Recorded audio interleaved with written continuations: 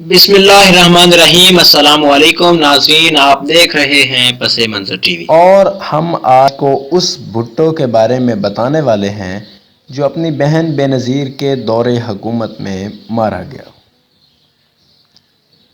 جب دنیا میں سیاسی خاندانوں کی بات آتی ہے تو سب سے پہلے کینیڈی خاندان کا نام لیا جاتا ہے۔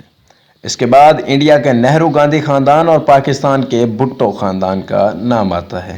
ان تینوں گھرانوں میں ایک قدر مشترک یہ ہے کہ ان کے بیشتر افراد طبعی موت نہیں مرے۔ John F Kennedy, Robert Kennedy, Indira Gandhi, Rajiv Gandhi, Zulfikar Ali Bhutto, Benazir Bhutto اور ان کے بھائی شاہ نواز بھٹو اور مرتضیٰ بھٹو کی موت فطری نہیں تھی۔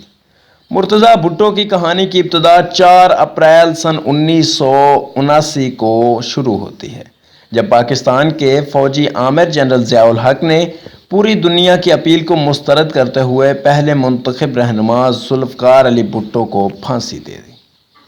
ذوالفقار علی بھٹو کی بیٹی بے نظیر نے پاکستان میں ہی رہ کر جنرل ضیاء کے خلاف لڑنے کا فیصلہ کیا تھا، لیکن ان کے دونوں بیٹے شاہ نواز اور مرتضیٰ بھٹو پاکستان سے باہر چلے گئے اور اپنے والد کو بچانے کی مہم چلائی، جو کہ بے سود ثابت ہوئی۔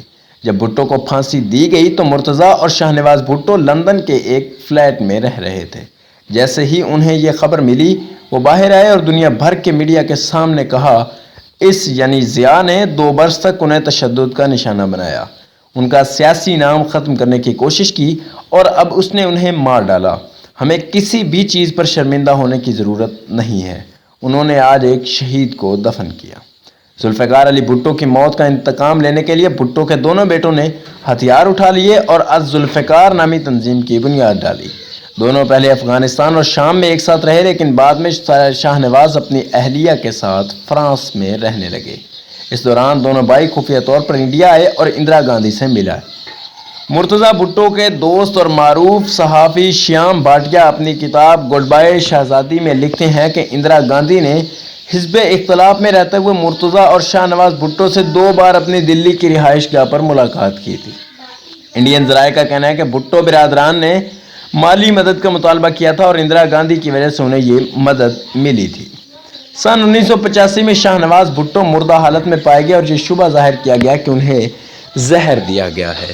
بعد ازاں مرتضیٰ بھٹو کی بیٹی فاطمہ بھٹو نے اپنی کتاب songs of blood and sword میں لکھا کہ جب میرے والد کمرے میں داخل ہوئے تو انہوں نے شاہ نواز کے جسم کو کمرے میں صوفے اور کافی ٹیبل کے درمیان منہ کے بل اوندا پڑے دیکھا۔ مرتضیٰ نے بعد میں کہا کہ اس وقت انہیں احساس ہو گیا تھا کہ وہ زندہ نہیں ہے۔ جب مرتضیٰ نے ان کے جسم پر نیلے رنگ کے دھبے دیکھے تو انہیں لگا کہ ان کے ساتھ کوئی غیر فطری واقعہ پیش آیا ہے۔ انہیں شک تھا کہ انہیں زہر دیا گیا ہے۔ مرتضیٰ نے پورے گھر کی تلاشی لی تو انہیں کچن کے کوڑے دان میں ایک شیشی ملی جس پر پینٹرکسائڈ لکھا تھا۔ بعد میں پولیس نے تصدیق کی کہ انہیں شاہ نواز کے جسم میں زہر ملا تھا اور یہ زہر ان کے جسم میں خون کے ذریعے نہیں بلکہ نتھنے کے ذریعے پہنچا تھا، لیکن کوئی یہ نہیں بتا سکا کہ انہیں یہ زہر کیسے دیا گیا۔ ان کی ہلاکت پر ان کی بڑی بہن بے نظیر بھٹو نے کہا تھا کہ مجھے نہیں لگتا کہ ان کی موت گھریلو جھگڑے کی وجہ سے ہوئی ہے۔ وہ ایک سیاسی کارکن اور مارشل لاء کے بھی سخت مخالف تھے۔ جس طرح کی زندگی وہ گزار رہے تھے وہ کافی خطرناک تھی۔ میرا خیال ہے کہ ان کی موت کو ایک وسیع تر سیاسی تناظر میں دیکھا جانا چاہیے۔ جنرل ضیاء الحق کی موت کے بعد جب بے نظیر بھٹو وزیر اعظم بنی تو اس وقت مرتضیٰ بھٹو شام میں تھے۔ انہیں کہا گیا کہ ان کے خلاف پاکستان میں طیارے کے اغوا کا مقدمہ چل رہا ہے، اس لیے ان کا وہاں آنا ٹھیک نہیں ہوگا۔ لیکن جو کچھ ہو رہا تھا مرتضیٰ بھٹو اس سے ناخوش تھے۔ ان کے ایک پرانے دوست شیام بھاٹیا نے اپنی کتاب میں لکھا، میں مرتضیٰ کو آکسفورڈ کے زمانے سے جانتا تھا۔ در حقیقت جب ہم انڈیا اور پاکستان کے جوہری پروگرام پر تحقیق کر رہے تھے اس وقت ہمارے نگران ایک ہوتے تھے۔ سن 1989 میں وہ مجھے دمشق کے شیریٹن ہوٹل میں ملے اور اگلے 11 گھنٹے باتیں کرتے رہے اور صبح کے 6 بج گئے۔ مرتضیٰ نے مجھے بتایا کہ ان کے والد ذوالفقار نے بے نظیر کے بجائے انہیں اپنا سیاسی جانشین بنایا تھا۔ 1970 میں بھٹو نے انہیں اپنے لاڑکانہ کے انتخابی حلقے کی دیکھ بھال کے لیے منتخب کیا تھا۔ اس کی تصدیق بھٹو کے قریبی دوست یوسف بچ نے اپنے صحافی دوست خالد حسن سے بھی کی تھی۔ انہوں نے کہا تھا کہ بھٹو اپنی بیٹی کو سیاست کی پتھریلی زمین پر نہیں ڈالنا چاہتے تھے۔ اگر ان کا بس چلتا تو وہ انہیں پاکستان کی خارجہ سروس کا افسر بناتے۔ لیکن بے نظیر کی والدہ نصرت بھٹو نے اپنے بیٹے کی حمایت کی اور ان کی واپسی کے لیے باقاعدہ مہم چلائی۔ مرتضیٰ واپس آئے اور آتے ہی ایک پریس کانفرنس میں انہوں نے کہا مجھے ایک طویل عرصے تک اپنے ملک سے دور رکھا گیا. مجھے 2 چیزیں بتائی گئیں، ایک یہ کہ میری زندگی یہاں محفوظ نہیں، اور دوسری یہ کہ اگر میں واپس آیا تو میری بہن کی سیاسی پوزیشن خراب ہو جائے گی. یعنی کہ انہوں نے خوف اور ندامت کے احساس کا استعمال کیا. خوف کے میرے لیے کوئی معنی نہیں تھے کیونکہ میں جانتا تھا کہ میں بے قصور ہوں. ہاں، ندامت کا احساس تھا کیونکہ وہ پہلی بار وزیر اعظم بنی تھی اور میں اس خیال کے ساتھ نہیں رہنا چاہتا تھا کہ اگر میں لوٹ آیا اور حکومت گر گئی تو مجھے اس کا ذمہ دار ٹھہرایا جائے گا. لیکن ایک وقت ایسا آیا کہ میرے لیے مزید باہر رہنا ممکن نہیں تھا. میری والدہ شروع ہی سے کہہ رہی تھی کہ مجھے واپس آنا چاہیے. مرتضیٰ کے واپس آتے ان کے آبائی شہر لاڑکانہ میں پولیس نے ان کے حامیوں پر فائرنگ کر دی. ان کے والد نصرت بھٹو اس سے اتنی برہم ہوئیں کہ انہوں نے اس کے لیے اپنی بیٹی بے نظیر کو مورد الزام ٹھہرایا. وہ انہیں بے نظیر کے بجائے مسز زرداری کہنے لگیں. نصرت بھٹو نے کہا کہ بے نظیر کہا کرتی تھی کہ نواز شریف کی حکومت پولیس اسٹیٹ ہے، لیکن موجودہ حکومت پولیس کی حکومت نہیں تو اور کیا ہے. نواز شریف اور ضیاء الحق جیسے آمر جو کام کر رہے تھے وہ بھی وہی کر رہی ہیں. مرتضیٰ اور ان کی بہن کے درمیان تلخی بڑھنے لگی. مرتضیٰ کی زبان تیز ہوتی گئی اور اس کا نشانہ اس وقت کی حکومت بنی. مرتضیٰ نے کہا میں کہتا ہوں سوچ لو، اپنا حساب کتاب رکھو، میرے کارکنوں کو ہاتھ مت لگاؤ، انہیں تنگ مت کرو. میں وہ مسیحی نہیں ہوں کہ کوئی ایک گال پر تھپڑ مارے تو میں دوسرا آگے کر دوں گا. اگر کسی نے ہمیں تھپڑ مارا تو ہم اس کی ٹانگیں توڑ دیں گے. 20 ستمبر 1996 کو انہوں نے ایک اور پریس کانفرنس کی اور پولیس پر زیادتیوں کا الزام لگایا. مرتضیٰ نے کہا پولیس حکام ریاستی یونیفارم پہننے کے قابل نہیں ہیں، وہ مجرم ہیں، انہوں نے کراچی میں قتل عام کیا، ان کا وقت ختم ہونے والا ہے. میں انہیں چیلنج کرتا ہوں کہ وہ مجھے گرفتار کریں اگر وہ اس کے سیاسی نتائج برداشت کرنے کی ہمت رکھتے ہیں تو. مرتضیٰ بھٹو اس دن شام کو 8 بجے ریلی اور پریس کانفرنس کے بعد اپنے گھر لوٹ رہے تھے. ان کی بیٹی فاطمہ بھٹو اپنی کتاب میں لکھتی ہیں کہ میری والدہ کچن میں کھانا بنا رہی تھی، میں اپنے چھوٹے بھائی زلفی کے ساتھ اپنے والدین کے بیڈ روم میں ٹی وی دیکھ رہی تھی. اس وقت میری ایک دوست نوریہ کا فون آیا. ابھی ہم بات کر ہی رہے تھے کہ مجھے ایک گولی چلنے کی آواز سنائی دی. اس کے بعد تو گولیوں کی بوچھاڑ ہونے لگی. میں نے نوریہ سے کہا میں تھوڑی دیر بعد فون کرتی ہوں. میں زلفی کو گود میں لیے ڈرائنگ روم کی طرف بھاگی. ماں بھی دوڑتی ہوئی وہاں پہنچی. ہم وہاں آدھے گھنٹے بیٹھے رہے. ہم نے اپنے چوکیدار کو باہر یہ دیکھنے کے لیے بھیج دیا کہ وہاں کیا ہو رہا ہے. انہوں نے بتایا کہ باہر پولیس پھیلی ہوئی ہے. پولیس نے مجھے گھر سے باہر نہیں نکلنے دیا. انہوں نے کہا کہ باہر ڈکیتی ہو رہی ہے، صورتحال کے ٹھیک ہونے تک آپ اندر ہی رہیں. جیسے جیسے وقت گزرتا گیا فاطمہ اور غنوہ بھٹو کی پریشانیوں میں اضافہ ہوتا گیا. بعد میں انہوں نے ایک انٹرویو میں کہا میرے گھر کے آس پاس بہت ساری پولیس تعینات تھی. جب میرے والد زیادہ دیر تک نہیں آئے تو میں نے اپنی پھوپھی کو فون کرنے کا فیصلہ کیا. کافی دیر بعد ان کے شوہر آصف زرداری فون پر آئے. انہوں نے کہا کہ میں پھوپھی سے بات نہیں کر سکتی.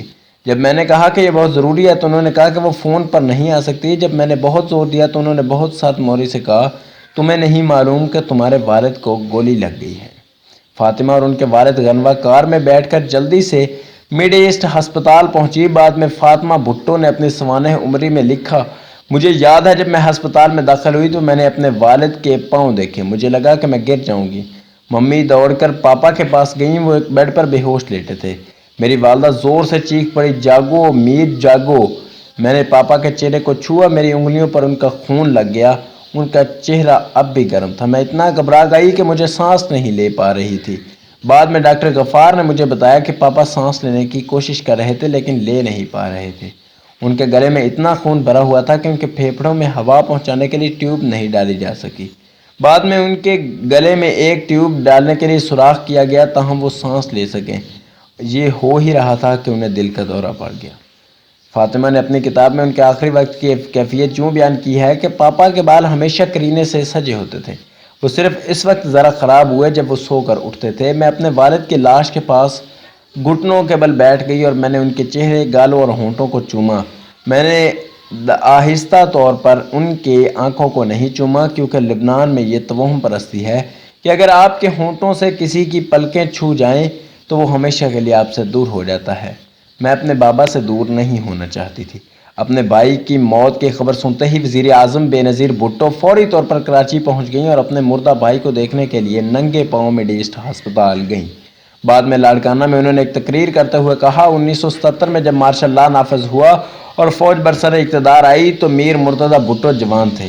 انہیں ملک چھوڑنا پڑا، فوج کی وجہ سے وہ وطن واپس نہیں آ سکے، وہ اپنے والد کے آخری دیدار سے بھی محروم رہے، وہ اپنے چھوٹے بھائی شاہ نواز کو دفنانے کے لیے بھی نہیں آ سکے، اور وہ خود آج ہمارے درمیان موجود نہیں۔